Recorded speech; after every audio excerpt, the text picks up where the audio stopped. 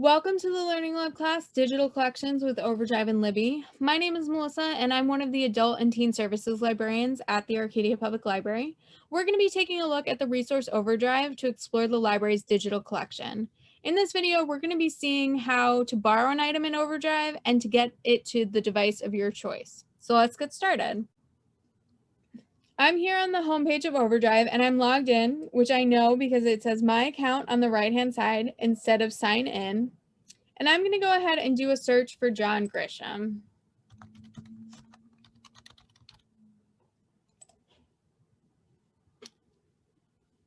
Now, here in my search results, I have some items that are available as indicated with that blue band that says available. And then there are also some that are not available that say waitlist. So if a title says waitlist, all of the copies are currently checked out, but I can get in the holds list for that item. So let's take a quick look at how we would put an item on hold. There are two places where we can place an item on hold. The first is from the results list, and you would simply click this place a hold on the specific item that you are interested in. You can also place a hold from an item record, which you can get to by clicking on the cover of an item. This brings you to the item record where there's additional information about the item. There is also this place a hold button here on this page. So we're going to go ahead and click on this button. If this is your first time placing an item on hold, it will ask you to enter your email address and confirm your email address so that the system can notify you when the item is available for you. Once we fill out our email address, which we only have to do the first time we use OverDrive, then the item will be placed on hold for us. So I'm going to go ahead and fill that out and show you the next pop-up screen that we get.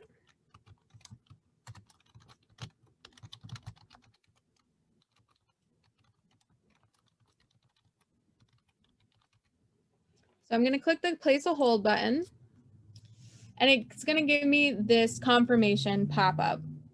It's going to tell me what number I am in the queue, how many copies are owned, as well as some suggestions while you wait.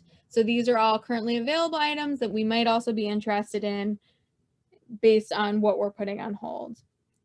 You'll get an email when this item is available for you, and you can check the status of your hold by clicking on My Account and then Holds.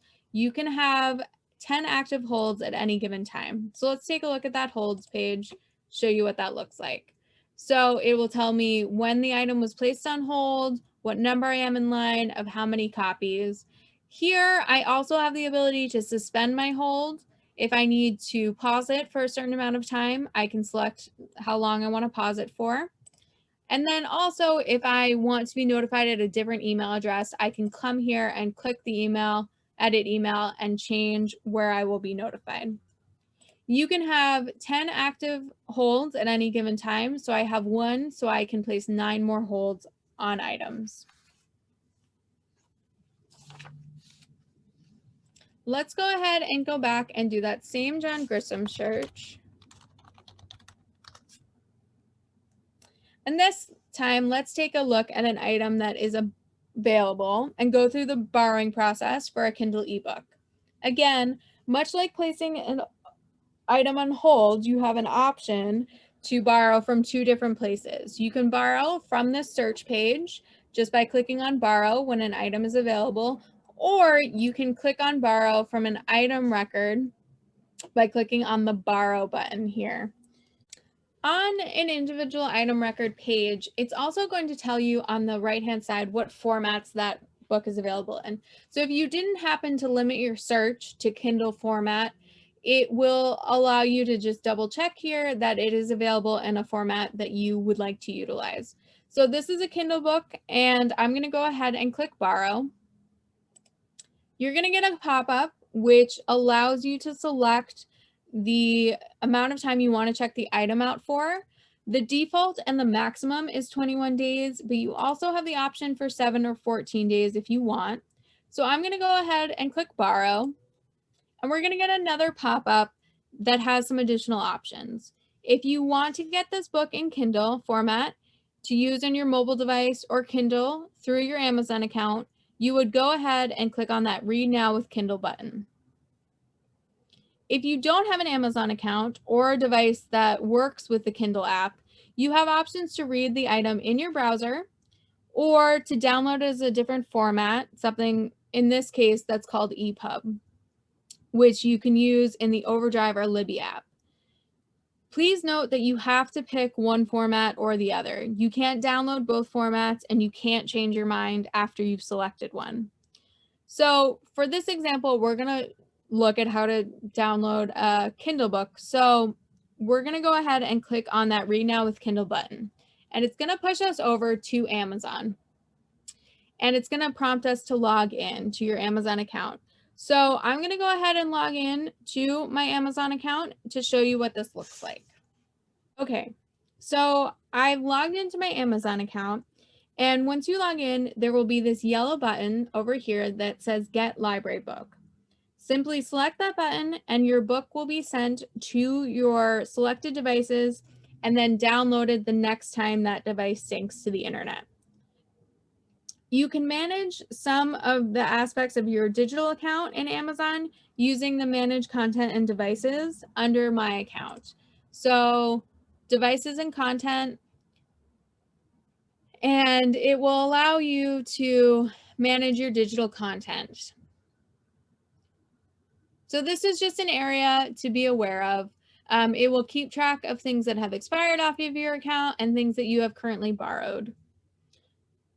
For additional questions about how to manage your Amazon devices or content, please take a look at their help pages. So let's go back to OverDrive and take a look at my loans page. So I'm going to exit out of this. And again, you can get to your loans page by clicking on the books icon or by going to My Account and Loans. And this page shows the number of items that you have checked out, the number of additional items you can check out, and how many more days until an item expires from your account. And it also allows you to return items to the library early. So say you finish reading or listening to an item before your loan period is done. You can head to this page and click the return icon down here under an item and return the item to the library before the loan period is up. This is a nice thing to do, especially if there's a holds list, because it'll allow the next person to get the book just a little bit earlier. So I'm going to go ahead and repeat my search for John Grisham, and we're going to take a look at an eAudiobook. I'm going to limit or filter on the left-hand side to audiobooks. And I'll know that they're audiobooks because they have the little icon with the headphones that says audiobook.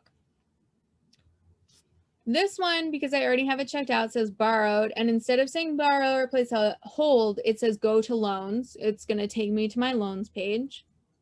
So I'm going to go ahead and borrow this audiobook. I'm going to go ahead and click borrow just from the search page and click borrow again. And I get this confirmation. So a quick note about eAudiobooks. You can listen to them in your browser, and it does allow you to download them to your computer. Chances are, though, you're not necessarily going to want to listen to an eAudiobook on your computer. You're probably going to want to listen to them on your mobile device. So instead of clicking on download on this page, I'm going to close this.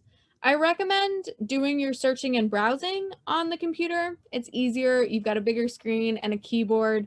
But the second step for eAudiobooks that we're going to be going over in future videos is downloading them directly to the mobile device using the OverDrive or Libby app so that you can listen to them on your mobile device.